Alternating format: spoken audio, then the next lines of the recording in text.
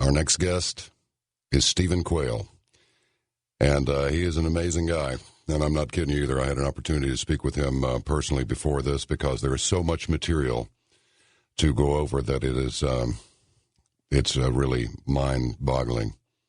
The future of mankind as humans meld into technology, dream or nightmare, signs, portents, few demons here and there, and the ongoing battle between good and evil, which becomes more and more clear that that's precisely what this is about, and certainly a really strong case could be made for it. I want to talk to him right away, so let's just bring him into the global living room. This is Stephen Quayle. Good evening, my friend. How are you? Hi, John. It's what a treat and delight to be with you, and we're going to talk about a lot of stuff that's really coming to the forefront and obviously impacting everyone's lives. Well, I brought the books with me. Okay. And that little dedication to Nikola Tesla on his birthday, of course, came out of your book Weather Wars, which is extraordinary and is worth a show all to itself. But this is your latest book, The Angel Wars, yes? It is, and in Angel Wars, I've taken 35 years of investigating the history, the myth, the legends of the wars in the heavens. It doesn't matter if you start with the recorded history of mankind, or at least that which they allow us to know about. You'll find that in every single instant, in every single country of the world, their legends always talk about the heavenly beings or the star people or the angels, whatever they're called in their local language, that come to earth, not only teaching mankind all of the different hidden arts, the mysteries, the sciences, but also going to war with mankind. And it's something that is too formidable a subject just to avoid in any way, shape, or form. It really is, and the thing is that it repeats and it repeats and it repeats. It's like the universe wastes nothing, and everything is cyclical. And as we go through our visit tonight, it'll be, here he is, it's Solomon. The thing that hath been is that which shall be, and that which is done is that which shall be done, and there is no new thing under the sun, and that's just how it is, isn't it? Right, and this is the critical thing, and I hope we can cover if this is the key to understanding why all of the forbidden archaeology, all the true facts in history have been hidden. Because in order to understand the present and to go directly to what we're going to be dealing with in the future, the keys lie in the past. So if you control the past, in essence, you control the future. So we've always heard, well, if these things are real, where are the bones? For instance, when I write about giants, people will say, well, they'd be in the Smithsonian. Now the Smithsonian's involved in probably one of the greatest archaeological cover-ups in the history of the world. The major governments of the world have cut deals with the U.S. government. We buy their silence with fabulous amounts of money. And now that the money is going to stop flowing, I believe the information is going to be there for the knowing as more and more people, and especially governments, break with official U.S. policy. So disclosure is going to take place more in the ancient realm as well as the alien or the heavenly realm. And so it's just as Solomon said, there's nothing new under the sun. But then when you start to deal with the sun and the sun's importance in history, obviously without the sun we all die. And I tell people that now we're seeing the solar anomalies. We're seeing all of the different SOHO, the solar observatory and the helioscopic observatory. In other words, satellites that do nothing but watch the sun until something important comes that the government doesn't want us to know about. The reason, again, that we don't see what everybody wants to see in order to, quote-unquote, believe is because in controlling the data and information flow, basically we become robots and we become vulnerable to whatever spin they put on us. So in the book Angel Wars, Past, Present, and Future, I have the subtitle, as you know, No Flesh Left Alive. And you can't get away from the historic desire of entities. Obviously, the Bible talks about the devil and his angels fighting against Michael and his angels, but the desire of man in rebellion against God to create a better man, an Ubermensch, a Superman, if you will, DARPA, Defense Advanced Research Projects Agency, their super soldier. It's basically, John, God didn't do a good enough job, and now we're going to take our limited knowledge or our egotistical knowledge, and we're going to do something better. We're going to make a Superman, and I think we're only going to make super monsters, and unfortunately they have an appetite for human flesh, just as their ancient ancestors. You know, I got an email a while ago, and do you find that are you accused of being a fundamentalist often? I'm not a fundamentalist. That's interesting because the fundamentalists get mad at me. A fundamentalist basically doesn't accept the fact, most of them don't accept the fact, that prior to the creation of Adam and Eve, which I believe is literally 6,000 years old, but prior to that, the golden age, I would say this, whoever accuses me of that only does so because I'm not ashamed of Jesus. But as far as fundamentalists go, I would say they would not be very happy. I tell people I'm one quote-unquote Christian who has done my homework and can talk about the things that most Christians don't want to talk about. I talk about things that most of them are afraid to talk about, and in so doing, if we can provide answers to people and they see that what an amazing, amazing amount of revelation is in the ancient texts of the Old Testament, the current text, the New Testament. Good example. Just because I quote Jesus, most fundamentalists don't even follow what Jesus said. So what they're looking for is basically, if you will, a box, and they want people to understand that in the box. Now, I'm not taking away anything from their position, but to call me a fundamentalist, I think, is basically a lack of understanding what it is. And if you cannot talk even on a basic term without name-calling, you know, the ad hominem attacks, obviously, when you talk about Jesus, you talk about the God of the Bible, the attacks come almost incessantly. And again, we're in a spiritual battle, and there really are bad people. There really are fallen angels. People, when you and I will do a show, or George Norrie and I do a show, I'll get people that are, you know, upset that anyone would even think that angels exist. Yet they believe in UFOs, and they believe in the Space Brothers. So I would say this, I am the quintessential opposite of a fundamentalist, but I do believe that the Bible is specifically given to mankind to reveal the heart of God to the limited basis that a finite being can understand the infinite nature of the living, loving God. And so I'm excited about Jesus. Jesus said something, just as in the days of Noah, so would it be in the coming of the Son of Man, the days leading up to the coming Son of Man. Unfortunately, most people don't even know what that means. And they're starting to get a feel for it because even the earth changes and all of the disruption in the weather and all of the different vehicles of torment and terror that are taking place. I believe there is a sinister malevolence behind those. Obviously, weather wars, you spoke of it. So I hope I've answered that question. I get accused of everything, so that's on the light side. So do I, but I'm okay with it. You know, it's you know, you get to be my age and you can't annoy somebody or be a little bit flirty or something with others. I'm not doing that with you. You're just plain boring, but I'll go out on a limb far enough to say that I think that organized religion has driven away as many or more people than it's brought into Christianity. And if that's the case, there's something wrong with the church. And I'll tell you what, I would, and there I've said it to millions of people. Right. Well, again, I agree. I concur.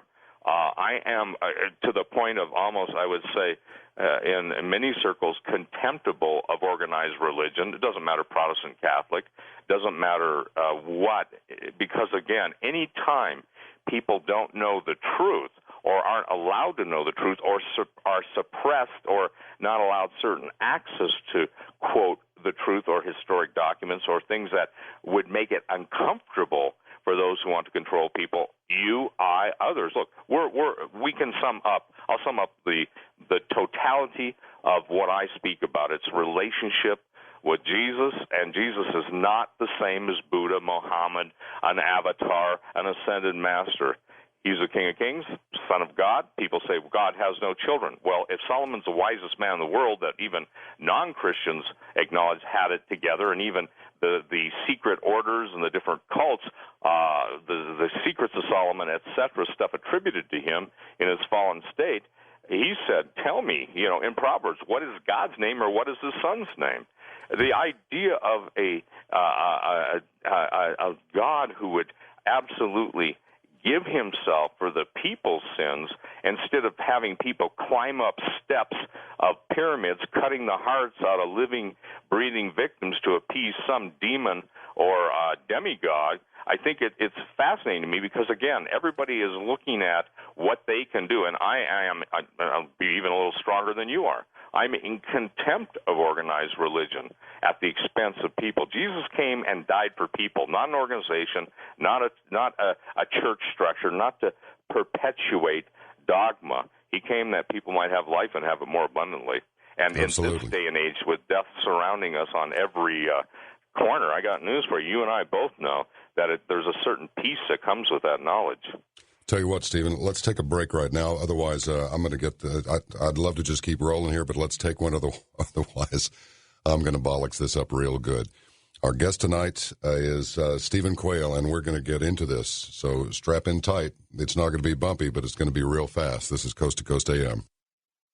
All right, Stephen, take us to the beginnings of evil, if you can. And what I mean by that is, what is evil anyway? Evil is intent to effectively to cause harm, either through subjugation or through just absolute abuse following the subjugation. So now you and I discussed briefly. The thing about it is this is such heady stuff, and it's just all over the place. I'm having trouble finding a beginning, a middle, and an end here because it's all kind of coming at once. But I think you're correct in saying it's all coming at once. Most people view history, John, as a ruler, a yardstick with, day one, whatever they choose to call day, through the contemporary times. Quantum physics, obviously, and we're not going to get heavy. We're going to try and keep this really basic. Quantum physics easily looks at the surface of a basketball with all the writing on it, and that's on one level, but understanding that which holds the ball together, the air, that which comprises the air, the molecules, atoms, electrons, everything goes into that basketball. So people have to break loose, in my opinion, of looking at everything in a linear world. The pure evil, okay, let's go to free will. It's interesting that in the examples of mythology, and we can go not into every single mythological creature, but in Greek mythology, the central theme is gods and goddesses and fighting against humans or favoring humans, kind of like Nero would have his favorite gladiators in the Rome. But there's always an element, and this would make the best melodrama. It's not between only good and evil, but it's between the whole realm of creation. What is so unique about mankind that every single recorded incident in history, even the things that are suppressed by the governments of the world, indicate that there was a group of fallen angels. The group of fallen angels were in rebellion against the God, or in their terminology, sometimes the gods. The gods fought amongst themselves. I'm just asking people to use the word angels, fallen angels. An angel simply means a messenger. Obviously, the Greek word for angel means messenger. A messenger is something that, or someone that carries a message. So if you look at modern men, I get a kick out of this, John, and we talked about this. People think that history, especially mythology, legends, and oral tradition are just absolutely untrue. Yet today's the most sophisticated scientists in the world, and those who are the editors of the most popular magazines in the world, they're talking about the blending of demons, and a demon, for the purpose of conversation tonight, is a disembodied spirit. They're talking about demon machines. They're talking about man who, in the hierarchy of biblical revelation, was created by a living God. We're not a cosmic goo. We're not cosmic soup. We're not an accident. We're not just atoms bumping as strangers in the night. May I give you a quote that's kind of interesting? Absolutely. Because this is by Nancy Gibbs, the editor-at-large for Time magazine. Again, what I think, and you and I spoke about this, John, When I spend 35 years and I put 815 footnotes in the book, Angel Wars, and I put 115 illustrations and quote all these people, it doesn't matter if someone says to John or Steve, well, I don't believe that. You're free to make that statement, but your statement is inaccurate as it relates to whether something exists or not due to whether someone believes it or not. Let me give you this. This is in Chapter 18 of my book. It's called Super Soldiers, Terminators, and Demon Machines. I'm quoting her now. As the laboratories incubate new blends of man and machine, the path of progress cuts through the four-way intersection of the moral, medical, religious, and political. And whichever way you turn, you are likely to run over someone's deeply held beliefs and has revived the oldest of ethical debates over whether scientists were playing God or proving he does not exist because someone reenacted Genesis in suburban Maryland. Nancy Gibbs. Well, again, the joke is that scientists are sitting about bragging around their table how illustrious their brilliance and achievements have come to the point that they can create life, that they can create this and create that, and there is no God until a voice from heaven says to the scientists who are using the very essence of the building blocks of life, get your own dirt, and meaning they can only assemble which has already been created. The infinitesimal minutia of man's arrogance compared to the infinite mercy and grace of the King of Glory, he who speaks the worlds into existence. Notice this, he doesn't test tube it into existence. He doesn't have to buy a molecular assembler to bring it together. You see, there is such a shallow and such a misunderstanding, and I blame that on organized religion, to rob, in my opinion, God of his magnificence. Well, you know what Carl Jung said. One of the main functions of organized religion is to prevent a person from having a direct experience with God. I'd sort of roll with Carl on that. Well, I'll roll with him on that. I'd say 99% of the people, 100% of the people need their own relationship. It's interesting, isn't it? Jesus doesn't say you have to crawl 20 miles on your knees with blood-drenched kneecaps to put a little piece of silver on a miracle board. Jesus never said to stand and stare at idols and statues, hoping that somehow they give speech, yet exactly that's what so many of the myths and legends of the world teach. You see, it's always the idea of appeasing an angry God that involves some way or somehow, ultimately, the requirement of human life. The Bible said, and look, here's again the thing is this, is you can talk, you and I both know this, you can talk about anything you want. It can be any form of perversion. It can be any form of disgusting thing. It can be everything is on, there's no limits now on everything that used to be considered morally reprehensible or disgusting. And no matter whose context you put that in, but it's fascinating that the minute you speak the name of Jesus, every attack comes out. And Jesus said this, and you and I spoke about this, marvel not that the whole world hates you, for they hated me without a cause. And so the thing is that there is a supernatural element to evil. And even though the world is coming to it, every single scientific achievement, advancement in the area of transhumanism basically boils down to God didn't do a good job, and we're going to combine men and machines, and we're going to create men, we. It's the arrogance of Lucifer himself saying, I will ascend. You see, men want to be God. They think that because of their ability to control the masses and keep the truth. Jesus said, ye shall know the truth, and the truth shall set you free. But that's based on also the fact that we have to abide in him. The love of God is the most lacking in person and presence. Who talks about it? Well, they say, well, those evangelical Christians. Most evangelical Christians aren't talking about the love of God. Most evangelical Christians aren't representing God as he characterizes himself in his Bible. Listen, the Bible is just a book. Obviously, the prophets, the stories that were written, that were given to Moses on the mountain. He wrote the first 5 books of the Old Testament.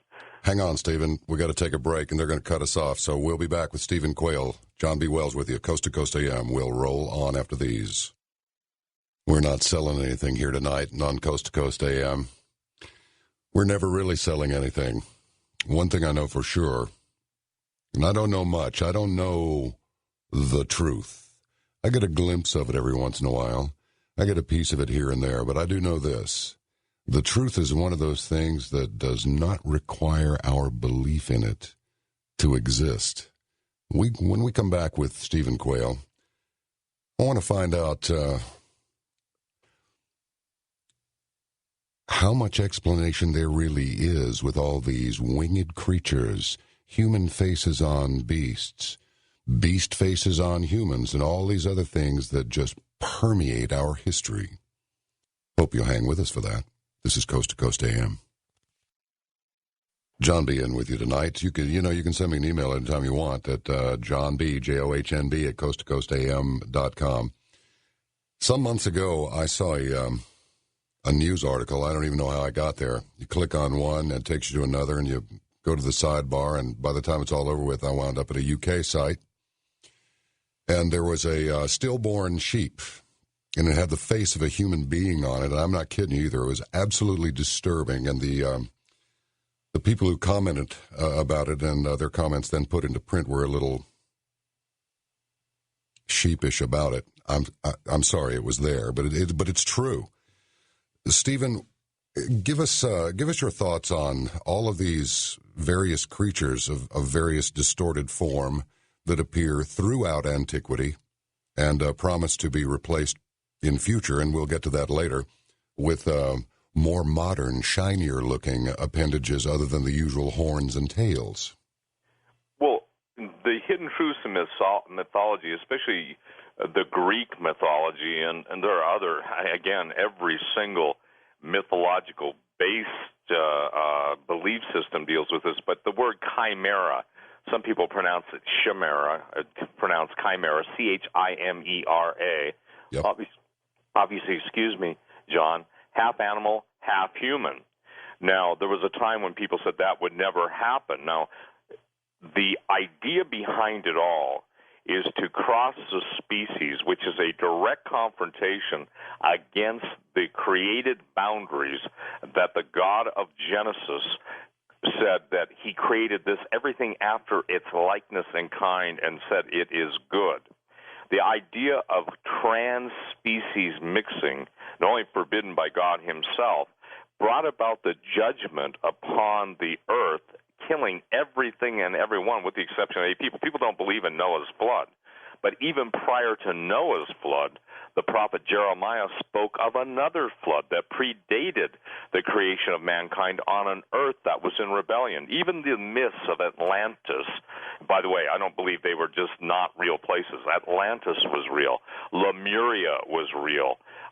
Mir was real. Shangri-La. All of these different mythical places have a lot of things in common with the face of the human on a sheep. It's at that point that the God, not a God, not a demigod, not a demon masquerading who wants to be God, not Lucifer, but they made themselves an image that they could create and they could be on the same level as God, and they made these horrific creatures, whether they were satyrs, whether they were lion men. It's always the DNA. Now, in my book, here's something that most people don't understand. They'll quote the Dead Sea Scrolls, or they'll at least reference them, and much of the Bible that we have, especially in the Old Testament, obviously, a lot came from Qumran, those what are called the Dead Sea Scrolls. But two of the most fascinating books out there that deal specifically with the question you're asking me are thousands of years old, and they're on copper scrolls or rolled up in different medium that they've been able to keep together. And this one is called the Book of Giants, which most people don't even know exists, and the Book of Enoch. In the Book of Giants, it said that the fallen angels literally commingled, call it DNA, which obviously it was.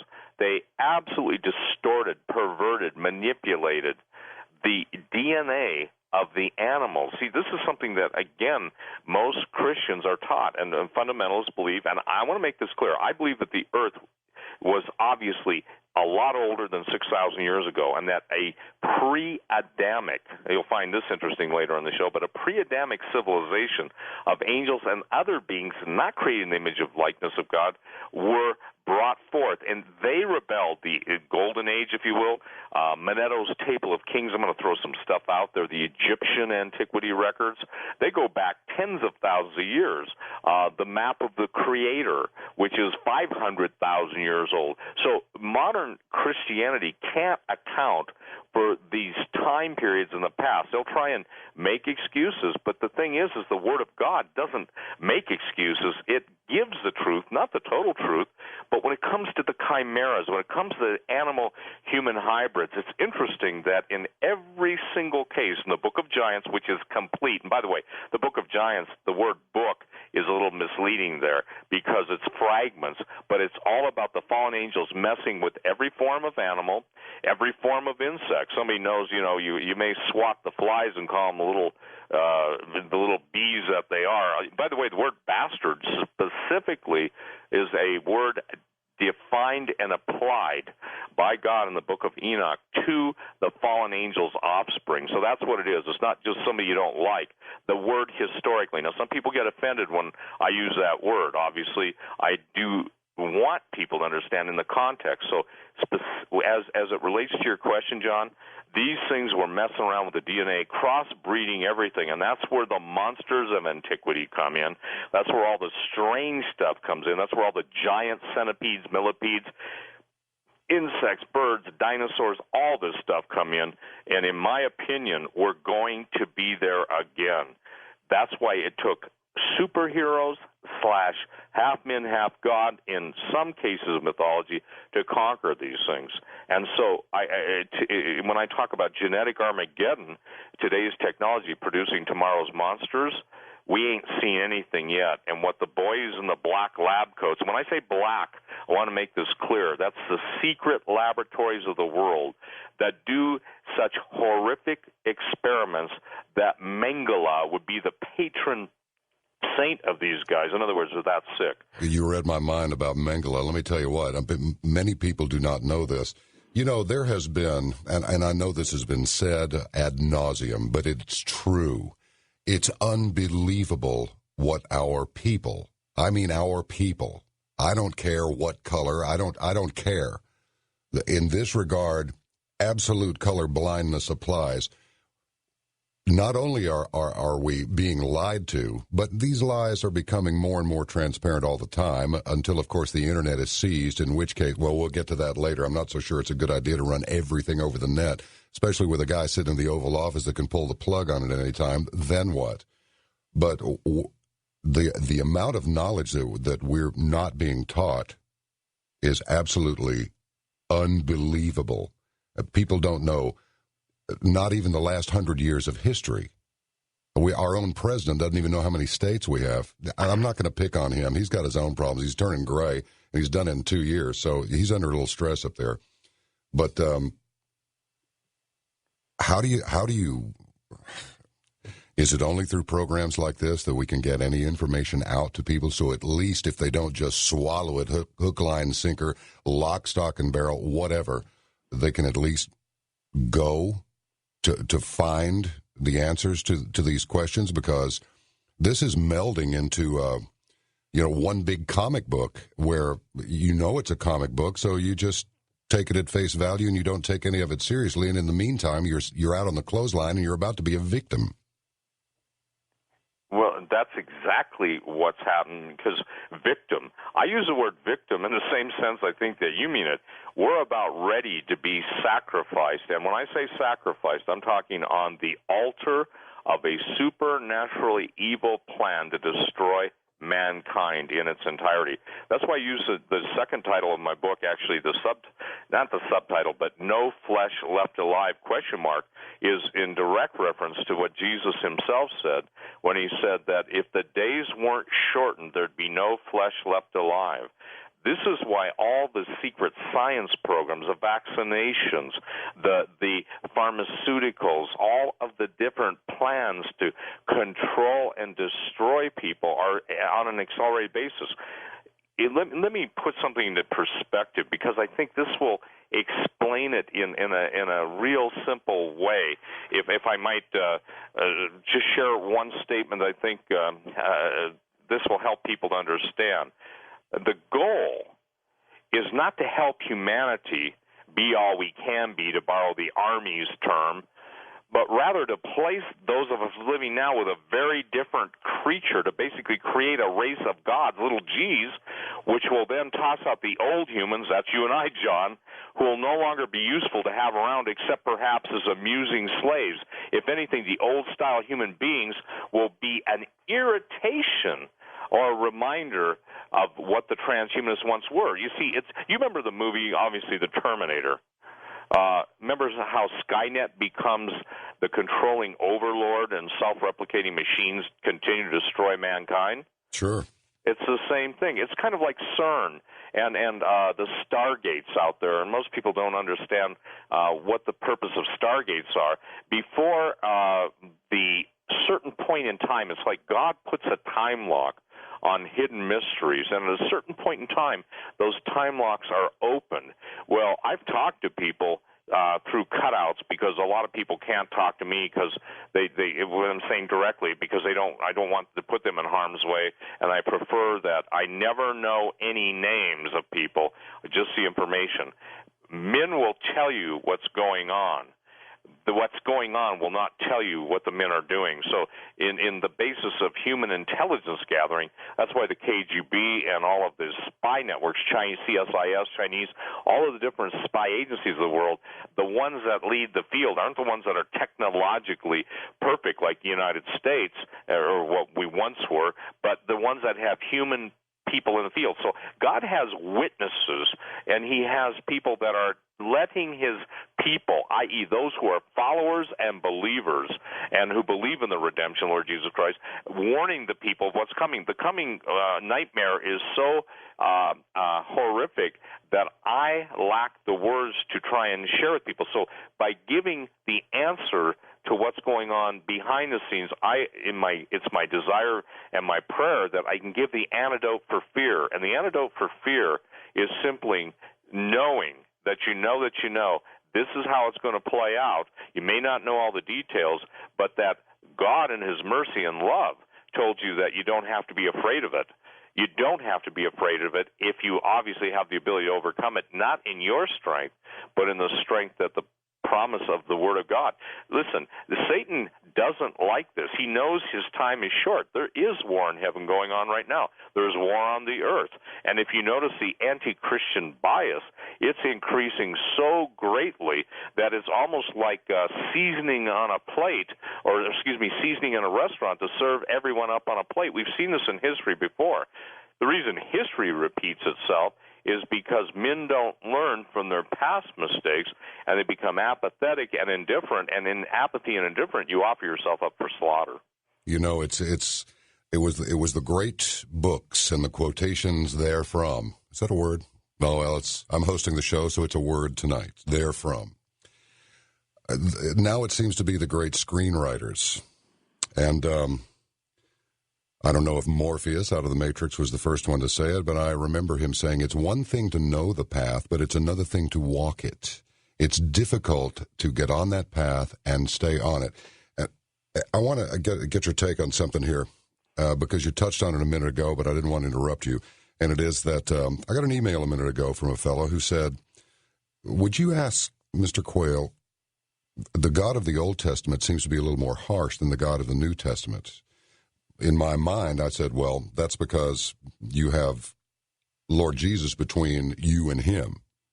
So it's not quite as harsh, but I don't know if I'm even close with that. It's just my initial response to it. Is there a big difference between the harshness of the Old Testament and the more leniency, as it would seem to be, of the New? Well, the neat thing about the mercy, the love, and the grace of God is it's the bridge between the black and white. I think in my case, and I want to add, that's a great question, by the way, whoever sent that to you. One of the hardest things I had as an early Christian is understanding why God, and here's basically one instance that I never understood until, when you take a look at it at face value, God had the children of Israel slay every man, woman, and child that when they went into the promised land. In most instances, there were exceptions to that. And I could never understand why that was the case, John, and I prayed about it, and obviously studied about it. And when you find out that at a certain point everything was corrupt, meaning everything was corrupt, up until the time of Noah, that means when the Bible, the Old Testament says Noah was perfect in his generation. That doesn't mean he was morally perfect. We all know that wasn't the case. True. The point is that he was the only untampered with genetic stock. And so it said that God was so grieved that he had made man that it repented him. So the thing is that God builds an ark for Noah and his family. And by the way, years ago, studying the ark, all the supposed locations, actually talking with some of the guys that have been on it in my early Christian years, that's almost 40 years ago, the point that I think the harshness is that, listen, God is not a buddy who you can basically go down to the bar and hammer a few down with. The anthropomorphic distortion, meaning placing mankind's limitations and understanding on he who called it into all realms of existence. I'm talking quantum realms. I'm talking eternal. So when you look at that, like God destroyed all the men, women, and children, or certain Israelites were commanded to do that, it wasn't because God is the ultimate meanie. It's because they were all corrupt. And had he not given that command and order, there'd be no seed of his creation left. And let me put it this way too. I think this is going to help, and this is the key. This is out of Hidden Truths of Mythology. I'm reading right out of the top of my book. I want to give people an understanding of 35 years of writing. This is 444 pages, and it's totally different in some respects than anything I've written before. And here it is, and I'm going to quote some different people just to put this into context, because that is a valid perception, but if you only understand it on its surface, you don't get to what's underneath. Why did Satan have some of his fallen angels intermarry with human women? Why? Why bother? The reason for this can be understood by investigating the greater context of Genesis. In Genesis 3:15, the first messianic prophecy is recorded. The prophecy declared that the Messiah would be the seed of the woman, and this seed would crush the head of Satan. What is happening in Genesis 6:1-4 is a satanic attempt to corrupt the seed of the woman by having some of his angels take on human form. And I might answer the critics too. That was both before the flood and after the flood. By the way, angels always appear as young males when they take on the human form and intermarry with humankind to try and corrupt the seed. Therefore, the events of Genesis 6:1-4 were a satanic attempt to cancel out the prophecy of Genesis 3:15. That was Arnold Fruchtenbaum, Ph.D. So if you look at this in the context that there is good and evil, how does good, and this is a great question. I fight, and it's truly sometimes a fight with evolutionary biologists. I say, if they say, prove to me there's a God, I give them three words that absolutely prove to me there's a God: free will, love, and laughter. And I want to share this because in a purely biomechanical or a biochemical matrix, you cannot account, if you believe in absolute predeterminism of chemical compounds to bound, because you always have to have an enzyme. You always have to have a catalyst, something outside of that which is created or which exists for whatever reason to form it. A lot of pressure, a lot of heat, a lot of this, a lot of that.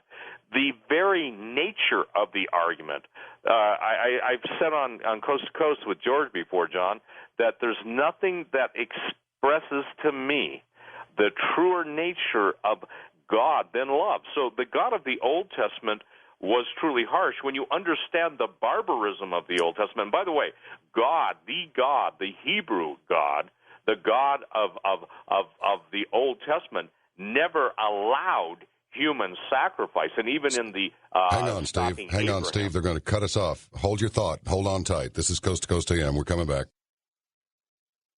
Our guest tonight is Stephen Quayle, and I'll tell you what, got a lot of emails in here. Some are pretty good. Some of the questions are really good, and I'll pass them along to Stephen as we go on through. But just for the uninitiated, I don't have to tell you this, but I will anyway, just in case you need to be reminded. Listen with an open mind and have no fear of opening your mind, because there's nothing in the content of tonight's show that will harm you in any way. Most people are predisposed to believe one way or another.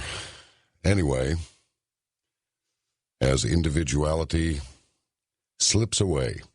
Normally I would go ahead and take a little break now so that we could have a nice long run with Stephen, but I think we'll just bring him right back on in. And I got to ask you something, Stephen. What isn't the first step to subjugation the general degradation, beating down, and elimination of the individual, like Patrick McGowan did in his Prisoner series? In other words, they're taking, certain schools are trying to take he and she, him and her, out of the schoolyard language because they don't want any gender bias. Now, in my world, being just exactly like everybody else, this notion of equality is just exactly the same thing as being nobody. So am I on the right track, or have I gone off the trail and off into the ditch? No, you're bright and astute, and you know exactly what's going on. It's just like the family. God is the ultimate father. Jesus referred to him as my father, your father. The family of God, the family is one of the most unique manifestations on earth of what it means to live and love together and flow together. So with the gender, quote, confusion and the taking away, ultimately it's one more step. You destroy the family, you destroy the procreative ability to reproduce a value. Every value that we have seen destroyed in this country, it's being destroyed by design. And the Communist Manifesto is nothing more than Lucifer's blueprint for destroying the word freedom. It's kind of like Braveheart. Mel Gibson's portrayal of William Wallace was so emotionally provoking because you saw there the attempt to control everything. And this is what the Total Information Awareness Act, I'll even take it one step further. The degradation could be no more pronounced or in the face of American citizens than what the TSA is doing to little old ladies, people with ostomy bags, little children being fondled. And Texas, I wish Texas, I know you live there, John, would be consistent and follow through, because it could set the stage for other things to allow my wife, your wife, our children, my children, to be absolutely fondled, touched inappropriately, when the laws on the books say that that's illegal, shows you that they that are writing the laws and enforcing the laws are using them to absolutely take away the last bit of dignity that we have in this country, and every day it grows worse. Everything we think, do, and say are in the plots and schemes they're trying to control us with today. I'm taking a little takeoff there on Zager and Evans' tunes, but we're at a phenomenal, and I say phenomenal, that not in a good sense of the term, but an unusually wicked period where all the boundaries, look, even the boundaries between men and women, what you just described there on the British genderless thing, or the gender attempt to make God an it and not a he, or to make God a she, and she has never been he. Obviously, woman was created out of man. Doesn't mean there weren't other female entities prior to the creation of Adam and Eve. But God said when he created Adam and Eve, he did something different. And this is what I think people have got to understand in biblical basic history, that God himself created woman out of man, not to be put under man, but to be aside him, to be a helper, to be the very vehicle that they share life together.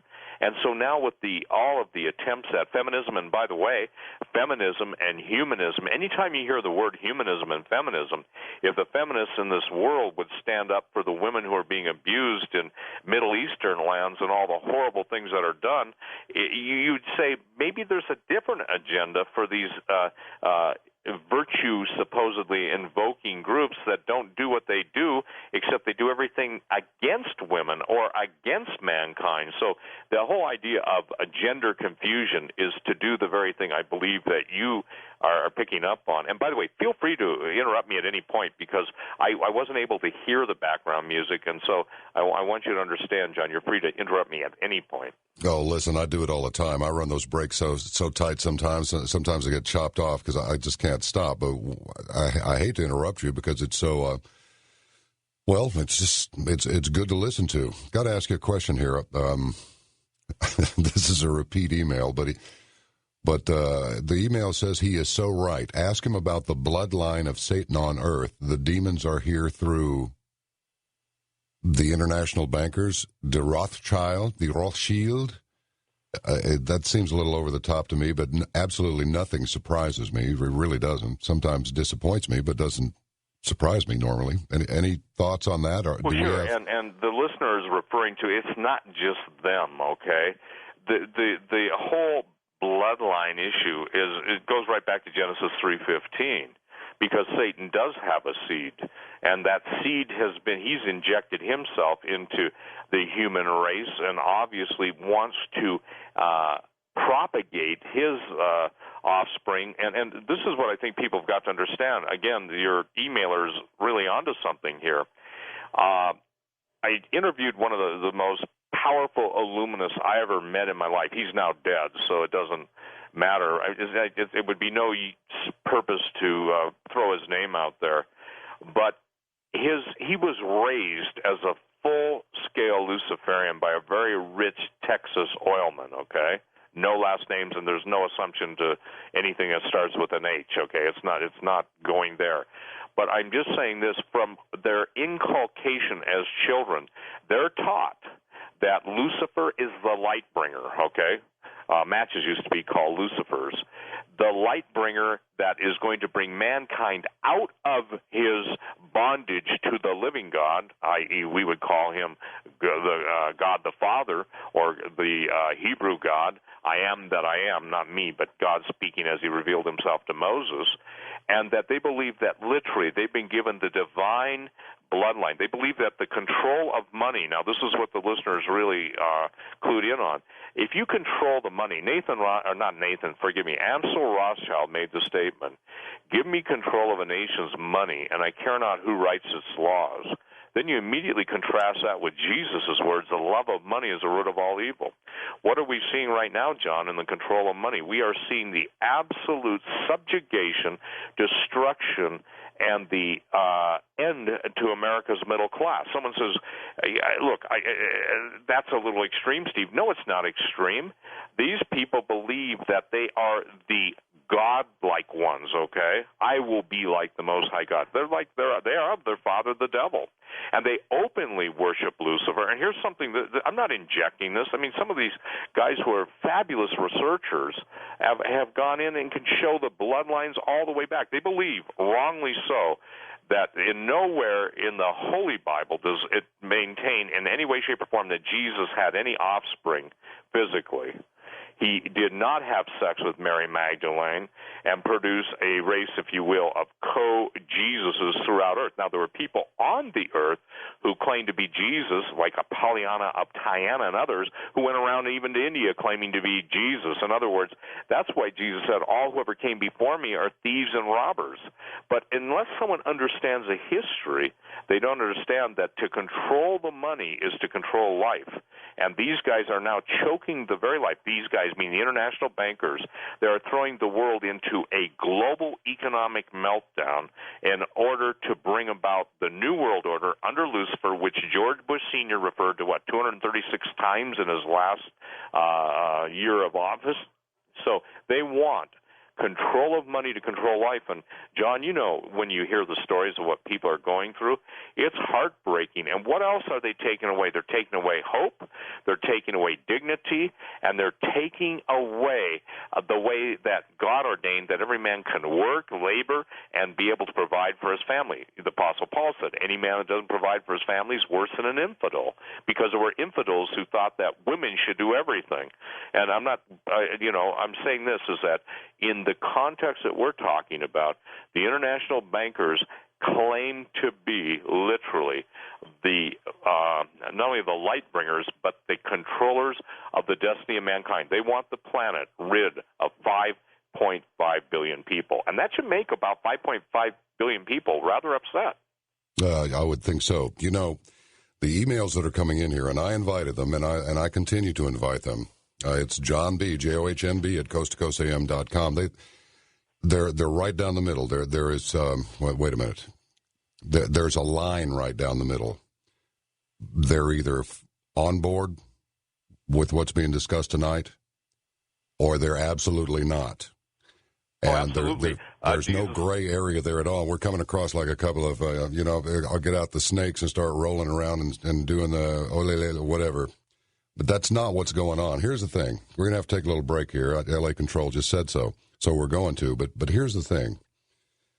Once you eliminate the impossible, whatever remains must be the truth. And it's up to the individual to determine what is true and what is not. That's all a part of that free will thing. So remain calm. This is Coast to Coast AM. We'll be back. You know, I've never been inclined to say, well, you know what, I'm sitting here in front of this microphone, and at this moment I am the most intelligent form of life in the universe, and I don't want any mention of God on my show. That's just really not me, because if we exist now, then most certainly we existed before, and more than likely we will exist after we throw off this mortal coil. So pray continue your singular narrative, which is not, it certainly is put in a singular form, and I like it. So just keep rolling. We were talking about how it's one side or the other. There is no gray area here, and it's really excellent to see these communications coming in from listeners. They come in from all over the world. They really do, and you know, the Europeans are like, oh, you know, we've already been through this. You have any idea how much trouble this whole religion thing has caused over here? It's like, yeah. And then as I hear you speak, Stephen, it's almost as though, well, these conflicts that we're experiencing here on planet Earth are also being experienced in the, for want of a better term, the heavenly realm. As a matter of fact, the first commandment is not, well, the first commandment is you'll have no other gods before me. He didn't say there weren't any other gods. He said you won't have any other gods before him. Yes? Where's Steve? I don't hear him. Yeah, no, I'm right here, John. I just want to let you finish. Well, here's something that I'd like to put out there. When I write a book, there's 444 pages, and I'm just using this. After writing 10 books, I think people should understand that I absolutely do my homework. I'm aware of what organized, and I want to say this for the European listeners, I am aware, and I'm probably in more contempt for organized religion that has controlled and destroyed so many lives. But that doesn't mean the true doesn't exist, okay? When it comes to talking about the stuff I talk about, Stargates, there's three guys that really talk about it in the Christian realm, and we're the three that get hit with a lot of criticism all the time. You made the statement, John, I think it's obvious. There is a dividing line. There are those who say this stuff's a bunch of bunk, and most of Europe, by the way, has gone to the realm of God's not relevant anymore. So they're looking for something, as the country song said, they're looking for love, in my opinion, all the wrong places. If they have been so successful, look at the cluster mess-up. I'm going to be nice. The cluster mess-up that Europe is undergoing right now with Portugal, Italy, Greece, Spain, Ireland, the whole EU, they were going to band together as Babylon 2. But they can't even get along now because they're all broke. And who's controlling the money? The International Bank or Bank of International Settlements or the International Monetary Fund. What I'm saying is that they're looking for the same thing everybody else wants. Everybody else wants peace, purpose, and any right-minded person doesn't want war. They don't want war. So where does war come into it? So when let me just give some of the just, may I do this just real quick? Absolutely. Some of the things I deal with, there are very few Christians out there who deal with what we deal with, okay? Myself, Tom Horn, Gary Stearman, and I'm saying this, these are the guys that I pay attention to. Those are two of the guys that get beat up and constantly attacked for taking stands. Those are two of the smartest guys in the world. Now, look, I would say this. I know the right questions to ask, but no one needs to be threatened, okay? If we're talking about aliens and UFOs, if we're talking about stargates, if we're talking about ancient animal-human hybrids, ghosts and aliens, demons, all of the transhumanism. See, the transhumanists are openly talking about creating what most people in Europe don't even want to discuss, and so now they want to throw out the God and become little gods, in my opinion. So when we're talking about the weather wars that are taking place, when people scratch their head, John, or other parts of their body, I tell them, I say, listen, why don't you take at least 1 hour out of your bias? Why don't you put your bias and your denial, and in many cases, hatred and anger towards anything you can't or you willingly choose to reject, i.e. God, and just look at this stuff.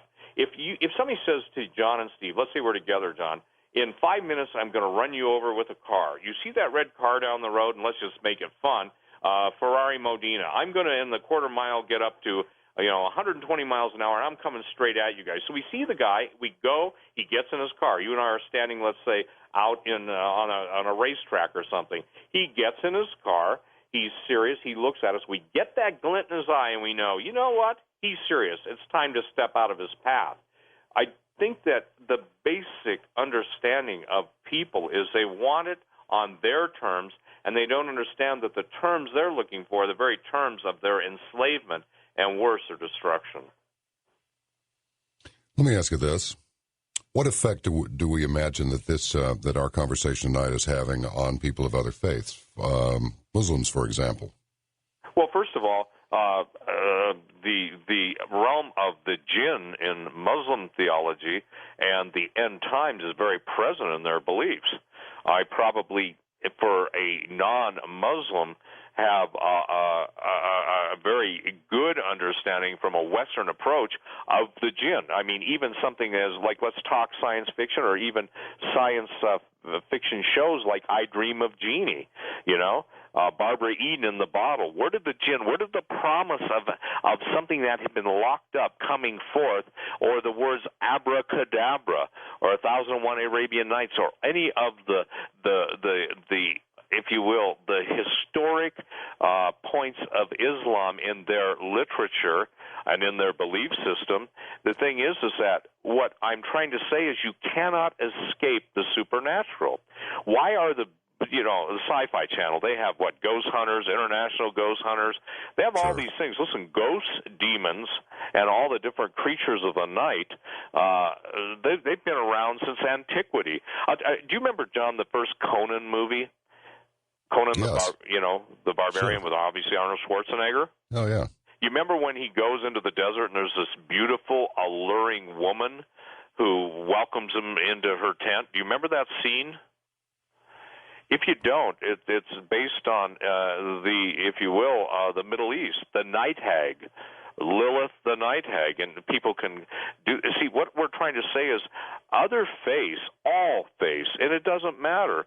They have a contact point with the supernatural, and all I'm doing is I'm not attacking their contact point, but I'm just saying this. Isn't it interesting that a night hag who basically lures a man to have sex and then devours him, literally eats him up as in a cannibal fashion, is that legend would be reappearing in the desert Southwest amongst the Native Americans?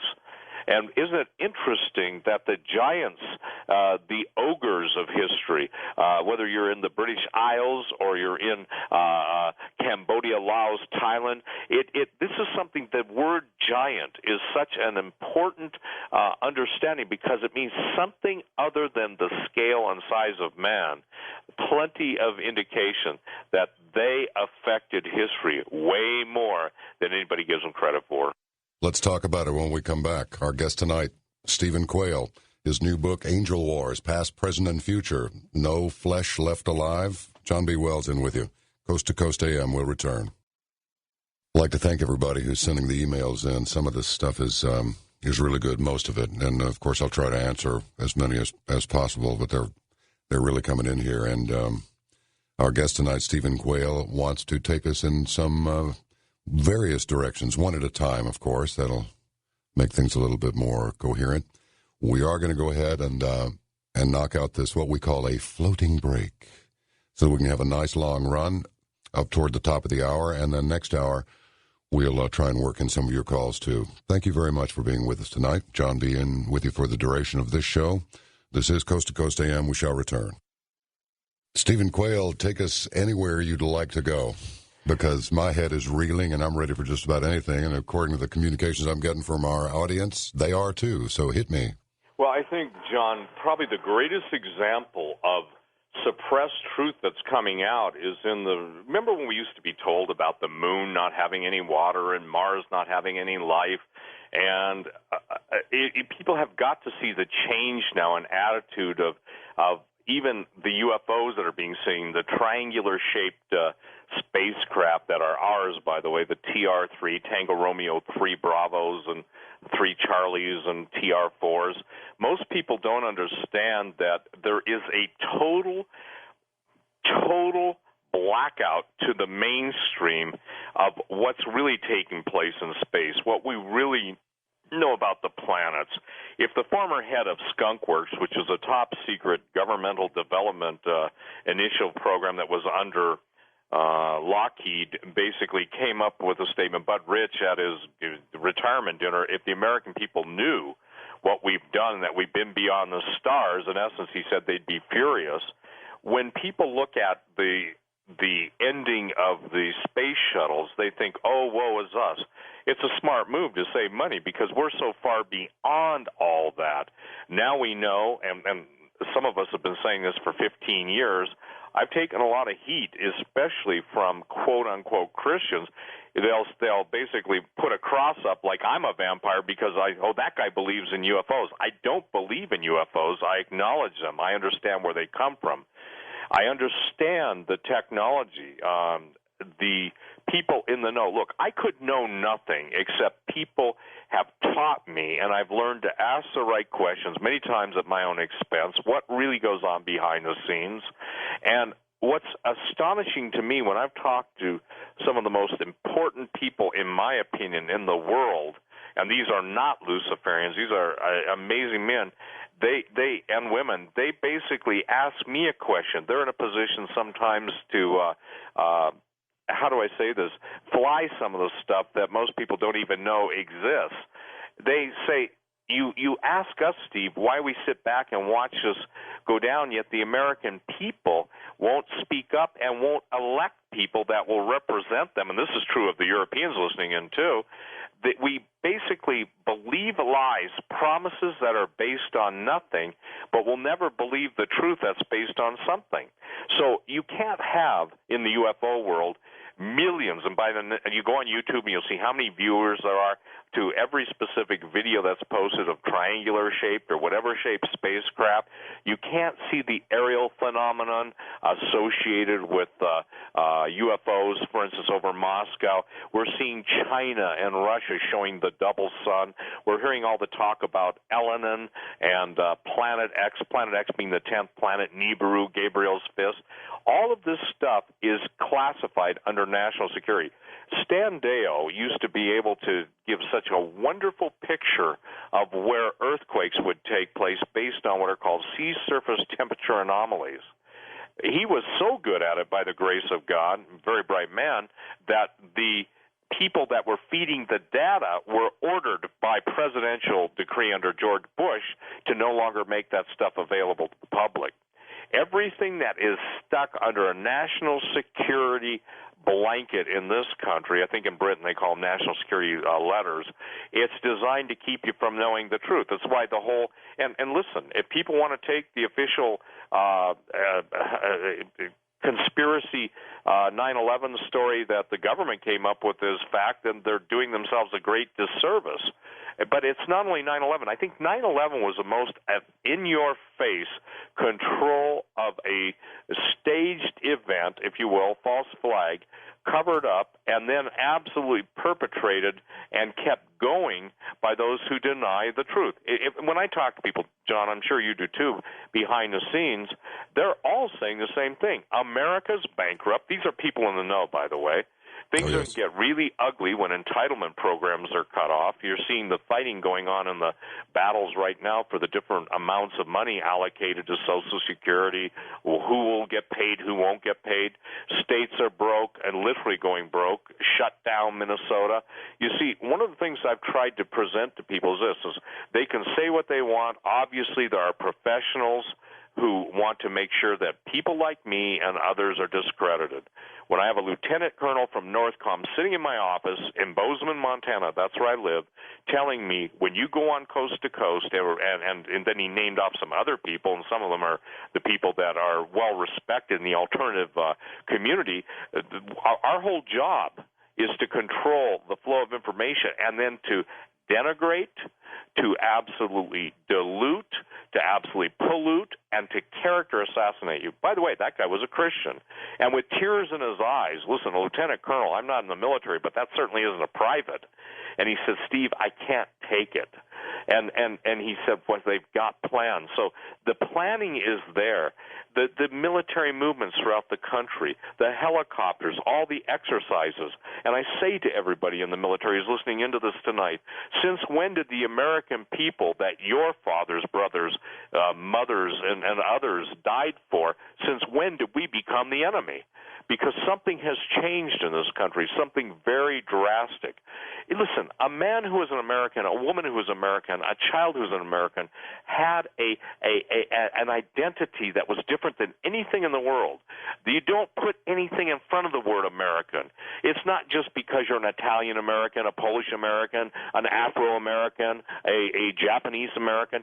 The minute you take away and attack what it meant to be an American, you started to divide. You divided ethnos against ethnos. That means, exactly what it means, ethnicity against ethnicity. So now we're hearing, and let's look at this, John, because it involves Texas, we're hearing that American guns are being shipped to Mexico and used by the drug gangs.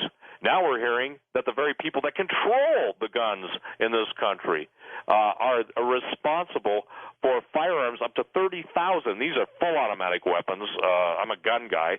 I wish the press would learn to use the correct terms and quit using the word assault rifle. The point is that when you've got the head of the ATF having to secretly testify before Congress, being threatened with everything he's being threatened from the highest law enforcement in the land, we are a nation no longer of laws. We are a nation ruled by a hidden hand that wants the American population disarmed. Well, and you know what, go ahead. I'm sorry. No, you go ahead. I'm sorry. No, well, the thing is, in my info, I've received 2 or 3 pieces of information from undisclosable sources that indicate that those weapons actually were manufactured here, and they're AKs.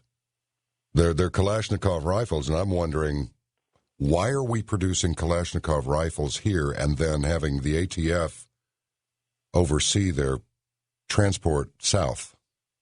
Well, the answer to that is the destabilization of the United States of America. Years ago, when I first started on talk radio, we were getting reports, and for the record, that was, I think, 15 years ago, John. The nice thing about talk radio is that you have had, I have had, George, others, Art, everybody who's been on talk radio has had we've had relationships with people, or we've had communication with people that really were seeing things in real time and telling us. The problem is like you started out earlier in the show tonight, whether people believe it or not isn't the issue. Whether if it's happening, it's happening.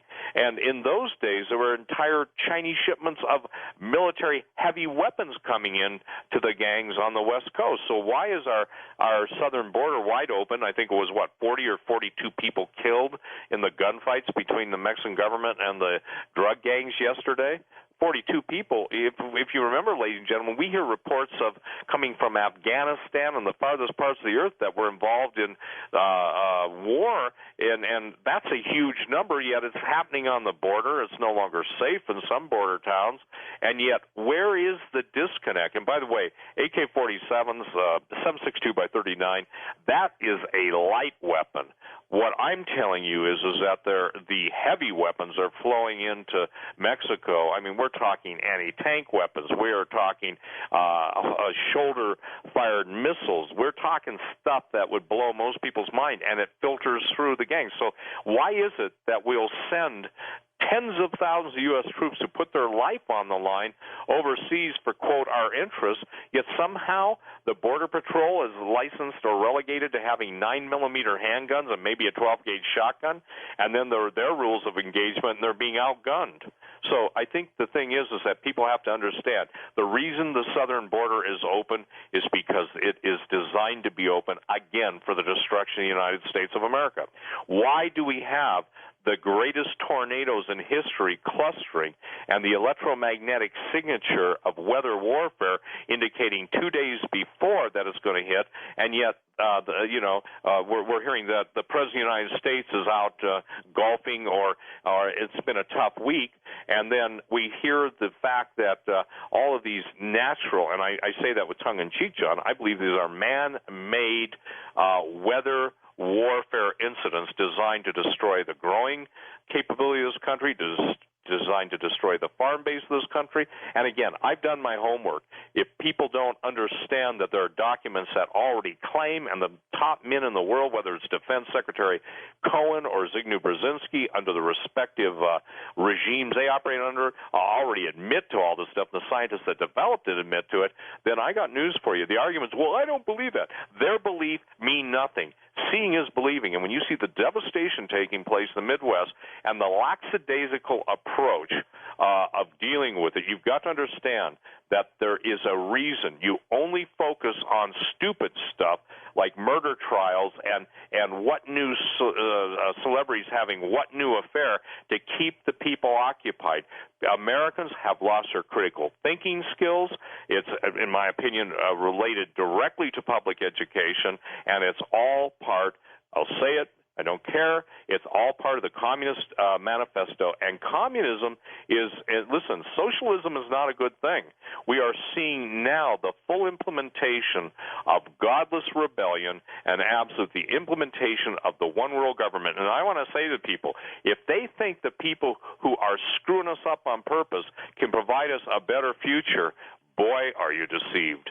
That's for sure. You know, most people do not realize that socialism is nothing but communism light. The only difference that I'm able to discern is that, at least in a socialistic society as opposed to a communistic society, you can own private property, but that's about it. Well, it's just like Animal Farm. All of us animals are equal, but some are just more equal.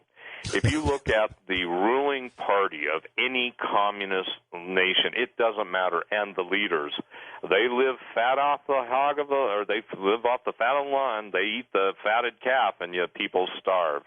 Isn't that what we're seeing in the imperial presidency? Come on, when our president goes overseas and takes an entourage that exceeds anything in the history of the United States, both in cost and expense, and when you see the prolificate, golf games and everything else, listen, I'm not down on a guy taking a day off, but I am down on the statement that when someone who's married to him says he never takes a day off. The point is look, it's almost like he was wound up and said, do the best job you can. Now, ladies and gentlemen, I'm not talking politically. For the record, George Bush was probably one of the greatest spenders, and I am absolutely not a Bush fan, okay? This is trans-political. This ascends the politics. John, it's like I tell people, they say, well, what do you think of the Republican-Democrat, positions? I say, listen, it's just one street, and one's a prostitute working on the left side of the street, one's a prostitute working the right side of the street, and when the job is done, they've all got their money, and all their Johns are left penniless and absolutely pillaged, and I think that's what's going on. People say, then what's the answer? Here's the answer. The answer is for people personally to take responsibility. I go crazy when people say, well, somebody ought to do something or blah, blah, blah, blah. Most people in this country have become apathetic, indifferent, and non-caring, and especially the evangelical Christians. They're singing the sweet by and by while the sweet now and now basically cooks their goose. People have got to recognize that if they got a voice, they better use it, because if they don't use their voice and use common sense reason and look at a cause and effect, then we are beyond help. And in my opinion, outside of repentance on the level of Nineveh, we're already done. Even the Illuminati guys who contact me by email, they laugh and they say, Steve, you're wasting your time. You're wasting your breath. We got it. It's in the bag, pal.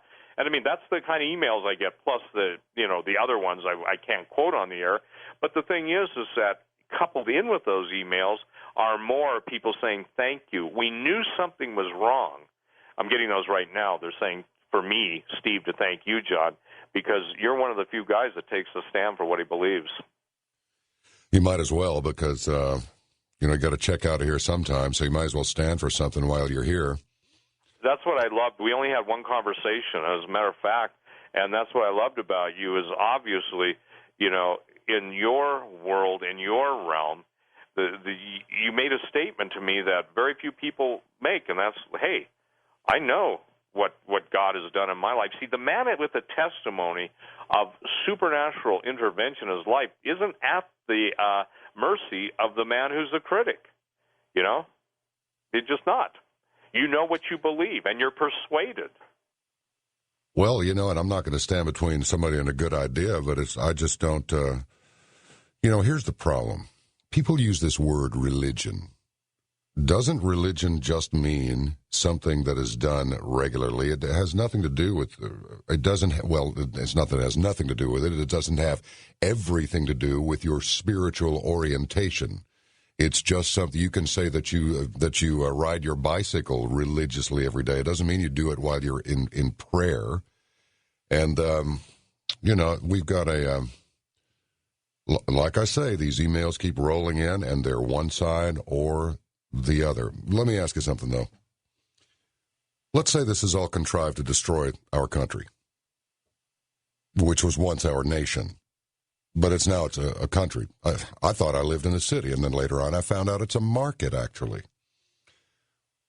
After this country is in chaos, after martial law is, let's say the economic situation deteriorates to the point where all these flash mobs and all this stuff, and I want to get to that after a break that we've got coming up here in a few minutes, another break. But what's causing these flash mobs? What's causing this accelerating violence, mindless accelerating violence, and if it has been put in motion to bring about the destruction of the country, well, what happens then?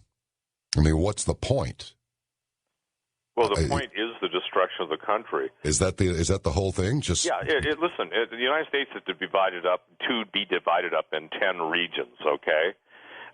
And they actually, you can go on and look up 10 FEMA regions. You remember this: united we stand, divided we fall. Yep. Notice the statement: united, obviously, United States. Divided, the plan is to divide the United States. The plan is to incite rebellion.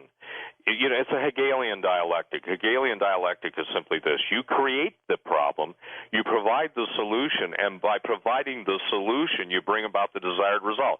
No clearer Hegelian poster child could be defined in the Patriot Act. Entities in our government, and by the way, I've had Steve Pichinik on my show, Deputy Undersecretary of State, and one of the most well-connected men in the world, Tom Clancy's former partner, author, brilliant man. And he the minute he goes on any talk radio, you, me, Alex, whoever, he immediately has some of the biggest guns in the world come out and address the fact that somebody who was an insider would say that it was an inside job. So they create the problem. Now we've got terrorists. Now we've got to basically have all these issues. And meanwhile, the people say, yeah, I want to be safe. And freedom is an expensive proposition. It also is a danger zone. But again, what they did is they made the American people the enemy, and they're allowing the enemies to have unbridled access to the country for its destruction. We're going to carry on with this conversation, and on the other side of the top of the hour, as we say in the biz, we're going to get into the reasons behind this and possibly some countermeasures. Thank you for listening tonight. Okay. In our conversation with Stephen Quayle tonight, we have touched on many things, and thank you very much, each and every one of you, whether for or against anything that's being discussed on this program tonight. It is your prerogative, and we welcome it, because otherwise we really don't know what your reaction is, do we? We can only guess at it. I have a question here, and the question is, if destiny doesn't exist, then why is truth always stranger than fiction? And it is strange, the things that are happening in America. When Stephen and I were kids, because I'm not in my 30s, I'm past that, one murder would shock an entire country. The entire country, our country. Now, there seems to be quite a lot of it on many, far too many corners and streets and stores and homes throughout our nation. Why the flash mobs that have turned into flash robs? Are they orchestrated? Is the turmoil in Syria, in Yemen, in Libya, in Egypt, and elsewhere, is that all orchestrated? What about Islam's fifth column? Is it protected in some way? And what is the end game? And then finally, we'll get to what we're about to morph into as time goes by, and if the forces of darkness get their way. Please stay with us for this final hour with Stephen Quayle, our guest tonight on Coast to Coast AM. John B. Wells in with you tonight. Stephen Quayle, this is absolutely amazing. We spoke on the phone about all this craziness that's sweeping the nation. I've resisted discussing anything of a personal nature. I'm tempted to do it sometimes, and then I pull back from it, but somebody very near and dear to me was subjected to a mindless and brutal attack, and I certainly hope the city of Austin will clean up their streets a little bit and get things together. Otherwise, I may just have to come down there and talk to them. But what's going on with these flash robs? All this stuff that's supposedly orchestrated over these social networking sites, Facebook and Twitter, blah, blah, blah. Supposedly the whole Middle East has been set on fire because of Facebook and Twitter. I'm not buying it, but I understand that some of the same orchestration of violence may be actually contrived, and it's not accidental or spontaneous at all. You know, once you start seeing a trend, well, it starts to look like it was designed rather than just some spontaneous, whoa, look at this. This is an anomaly. It's like, no, it's no more an anomaly than the war on terror or the war on drugs, both of them failures. Well, let's take Europe first, John, if we may. Europe went off almost on cue, simultaneously and instantaneously, and the Middle East also.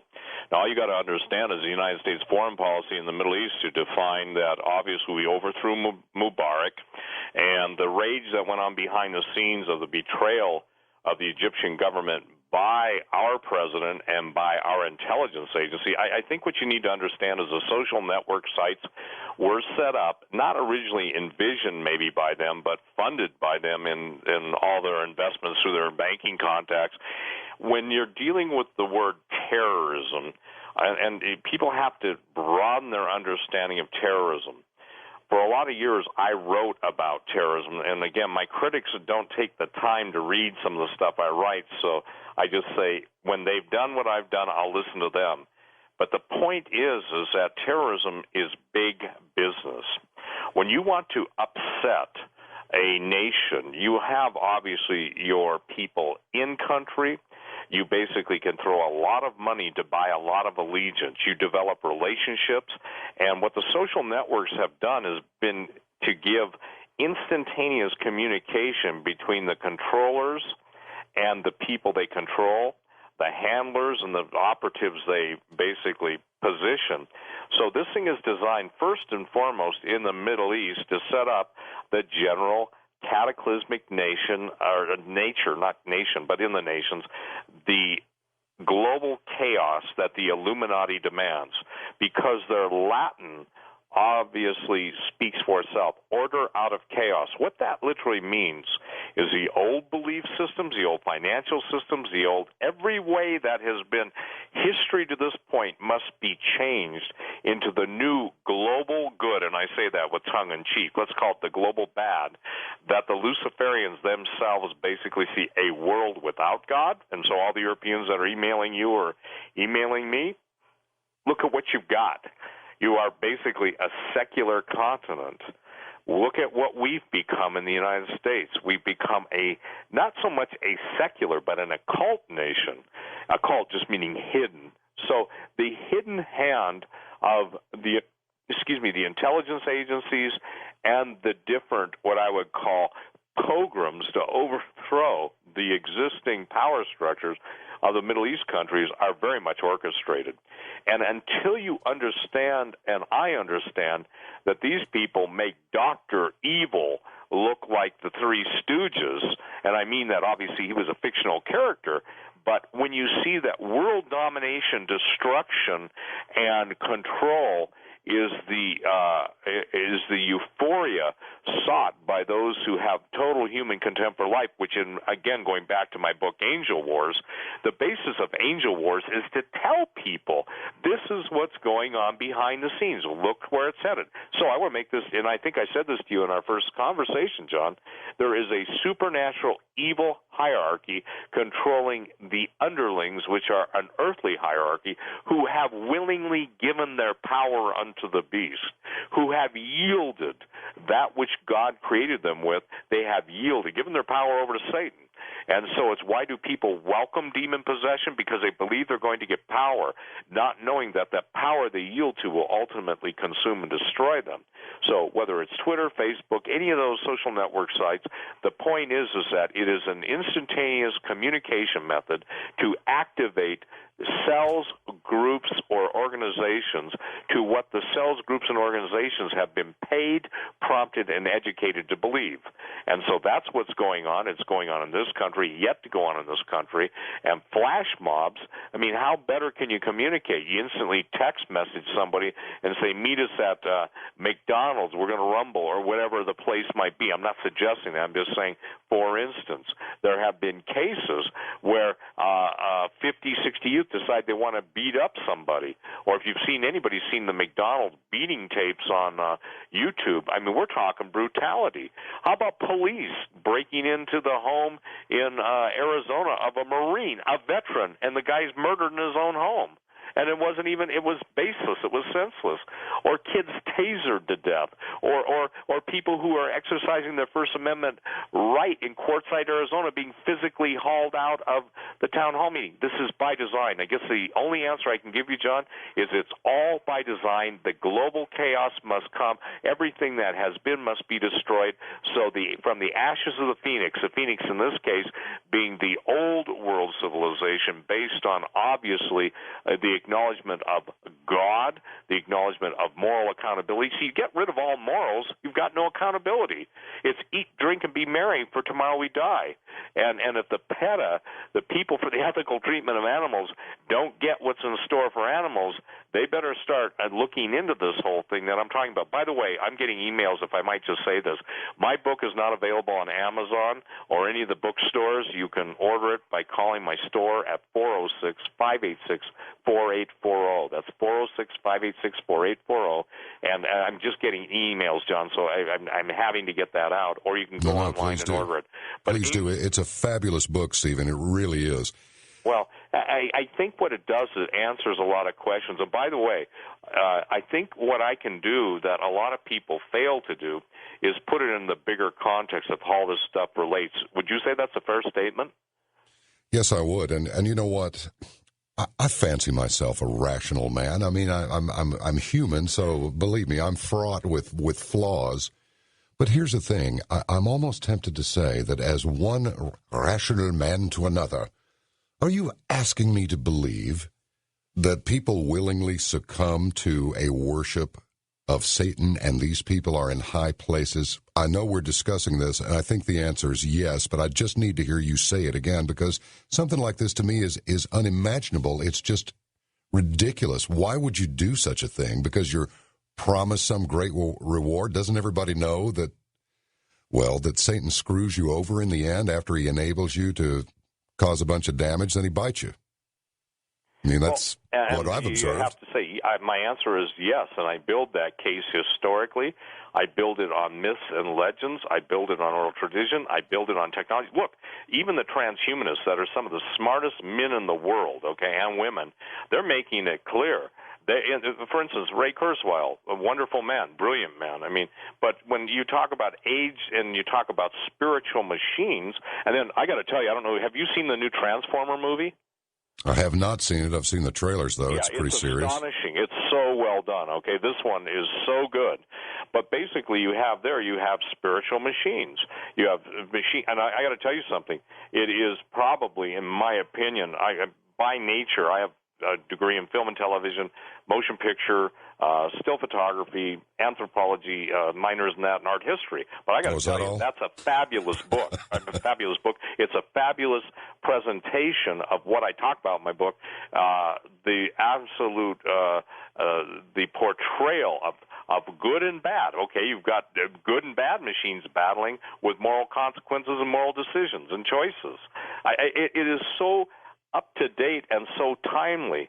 Like I said, in my opinion, it's one of the best movies I've ever seen, simply because I understand what is being portrayed in the movie. And by the way, it is marvelously.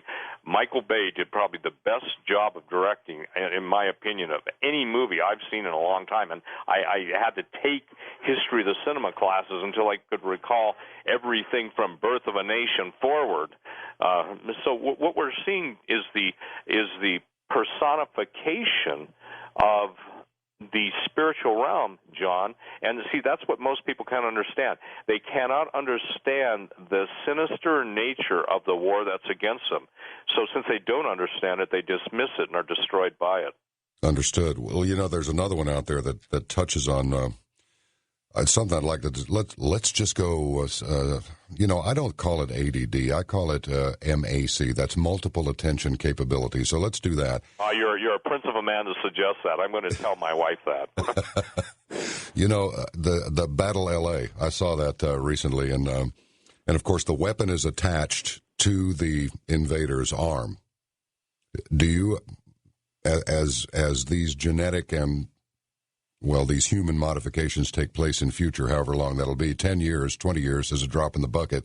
I know and you know that everything that we know of as being contemporary technology is actually about 30 years behind what actually exists. In fact, my mother said, John, I saw a triangular-shaped craft, didn't make any noise at all. It was just following this highway. And I said, oh, Mom, come on. And this was back in the 70s, but it was headed right toward a well-known Air Force base.